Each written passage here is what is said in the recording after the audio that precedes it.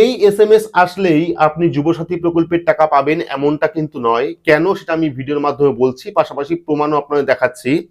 আপনারা প্রত্যেকেই দেখেছেন ইতিমধ্যেই কিন্তু প্রত্যেকের হোয়াটসঅ্যাপে, বিশেষ করে যারা অনলাইন যুবসাথী প্রকল্পের জন্য আবেদন করেছেন তাদের প্রত্যেকের হোয়াটসঅ্যাপে কিন্তু এইরকম একটি এসএমএস এসছে, যেখানে লেখা রয়েছে, প্রিয় যুবসাথী, আমাদের অঙ্গীকার অনুযায়ী বাংলা যুবসাথী প্রকল্পে অন্তর্ভুক্ত হয় আপনাকে স্বাগত। রাজ্য সরকারের নিজস্ব তহবিল থেকে আর্থিক সহায়তায় প্রথম মাসের 1500 টাকা আপনার ব্যাংক অ্যাকাউন্টে জমা করা হলো। আপনি ভালো থাকুন, সুস্থ থাকুন। এইরকম একটি শুভেচ্ছা বার্তা কিন্তু প্রত্যেকের হোয়াটসঅ্যাপে পাঠানো হচ্ছে, বিশেষ করে যারা অনলাইন যুবসাথী প্রকল্পের জন্য আবেদন করেছিলেন। এইবার এই যে এসএমএস এলো, এর মানেই যে আপনি টাকা পাবেন এমনটা নয়। কারণ যুবসাথী প্রকল্পের নিয়ম অনুযায়ী যদি আপনি সরকারি কোনো প্রকল্পের সুবিধা পেয়ে থাকেন, যেমন লক্ষ্মীর ভান্ডার প্রকল্প, পাশাপাশি প্রতিবন্ধী ভাতা প্রকল্প, বিধবা ভাতা প্রকল্প, এই সমস্ত ভাতা প্রকল্প বা সরকারি যদি চাকরি করেন, সেক্ষেত্রে কিন্তু এই যুবসাথী প্রকল্পে আপনি আবেদন করতে পারবেন না।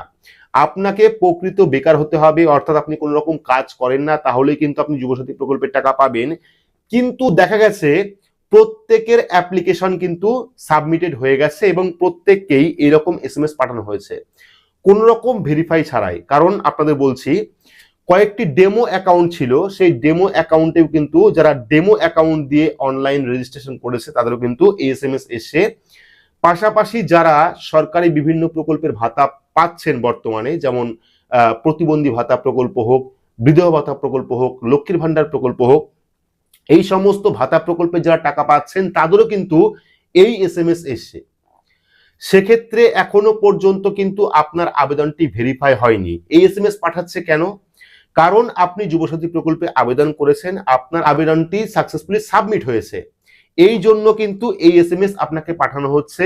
যখন অ্যাপ্রুভাল দেওয়া হবে, অর্থাৎ এই এসএমএস এর পরেও যখন আপনাকে অ্যাপ্রুভাল দেওয়া হবে, তখন কিন্তু ফাইনালি আপনি একটি এসএমএস পাবেন, যেটা ট্রেজারি থেকে পাঠানো হবে।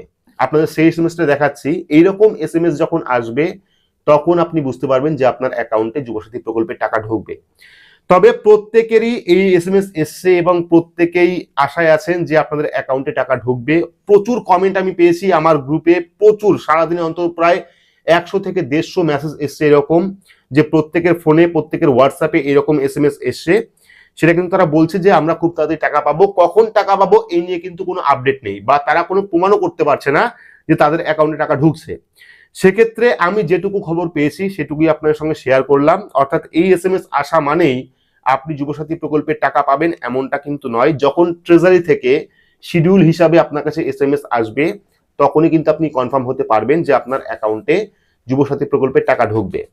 এবার কথা হচ্ছে, অফলাইন যারা ফর্ম জমা করেছেন, অর্থাৎ অফলাইন ক্যাম্পে গিয়ে যারা যুবসাথী প্রকল্পের জন্য আবেদন করেছেন, তাদের খবর কি? তাদের কি হবে? অর্থাৎ তাদের ফর্ম অ্যাপ্রুভ হবে বা তারা কবে নাগাদ টাকা পাবে? তো এই নিয়ে কিন্তু এখনো পর্যন্ত কোনো আপডেট নেই। মুখ্যমন্ত্রী জানিয়েছেন 15 তারিখের মধ্যে, অর্থাৎ 15 মার্চের মধ্যে কিন্তু সমস্ত আবেদনকে অ্যাপ্রুভ করতে হবে বা সমস্ত টাকা দেওয়ার কাজ শুরু হয়ে যাবে। সেক্ষেত্রে যারা অফলাইন আবেদন করেছেন তাদের 15 তারিখ পর্যন্ত অপেক্ষা করতে হবে। হয়তো 15 তারিখের আগেই এই সমস্ত কাজ শেষ হয়ে যাবে। অর্থাৎ ডেটা এন্ট্রির যে কাজ, আপনারা ফর্ম যে অফলাইন জমা করেছেন সেটা অনলাইন তোলার কাজ যখন থেকে শুরু হবে, অনলাইন এন্ট্রি করার পরেও কিন্তু সেটা অ্যাপ্রুভাল হবে। ডেটা এন্ট্রি যারা করবেন তারা কিন্তু অনলাইনে আপনার ফর্মটি সাবমিট করবেন। সাবমিট করার পরে কিন্তু আধিকারিকরা আপনি যোগ্য কিনা সেটা অ্যাপ্রুভাল দেবে। সেক্ষেত্রে কিছুটা সময় লাগবে। এবং যারা অনলাইন ফর্ম ফিল আপ করেছেন তাদের অনলাইনে কিন্তু আগেই সাবমিট হয়ে গেছে, বেশিরভাগই অ্যাপ্রুভাল পেয়ে গেছে এবং অনেকেই এই প্রকল্পে টাকা পেয়ে গেছেন।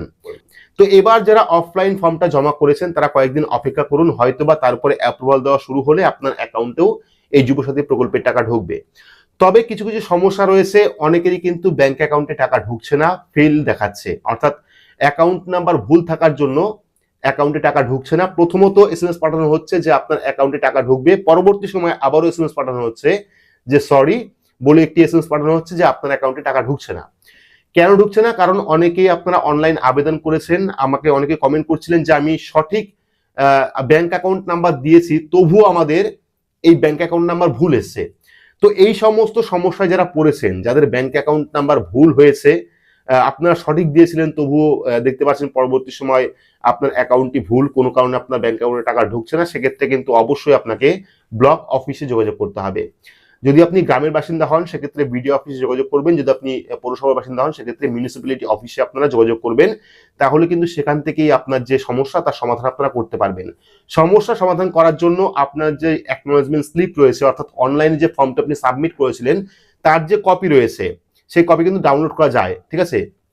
যখন আপনারা ফর্ম জমা করেছেন, ফাইনাল সাবমিট করেছেন, তখন অ্যাপ্লিকেশন ফর্ম বলে একটি অপশন ছিল, সেখান থেকে আপনার যে ফর্মটা আপনি ফিল আপ করেছিলেন সেই ফর্মটি ডাউনলোড করা যেত। বর্তমানে ওয়েবসাইটটা বন্ধ রয়েছে, সেক্ষেত্রে যারা যারা সেই ফর্মটা ডাউনলোড করেছেন তারা সেই ফর্মের কপি নিয়ে অবশ্যই বিডিও অফিসে যাবেন বা ব্লক অফিসে যাবেন, সেখান থেকে কিন্তু আপনার সমস্যার সমাধান করাতে পারবেন। এবার পরবর্তী সময় যুবসাথী প্রকল্প নিয়ে আর কোন কোন আপডেট আসলে অবশ্যই আপনারা জানাবো। পাশাপাশি অফলাইন ফর্ম যারা জমা করেছেন তাদের অ্যাকাউন্টে কবে নাগাদ টাকা ঢুকবে এই নিয়ে যদি কোনো আপডেট আসে সেটা আপনাদের সঙ্গে শেয়ার করব। তো ভিডিওটি আপনাদের কেমন লাগলো অবশ্যই কমেন্ট বক্সে কমেন্ট করে জানাবেন। ভিডিওটি ভালো লাগলে লাইক করবেন, চ্যানেলটিকে সাবস্ক্রাইব করে পাশে রাখা বেল আইকনটি প্রেস করে নোটিফিকেশন অল করে রাখবেন। সবার সুবিধার্থে ভিডিওটি শেয়ার করবেন। তো আজকের মতো এইটুকুই, ধন্যবাদ।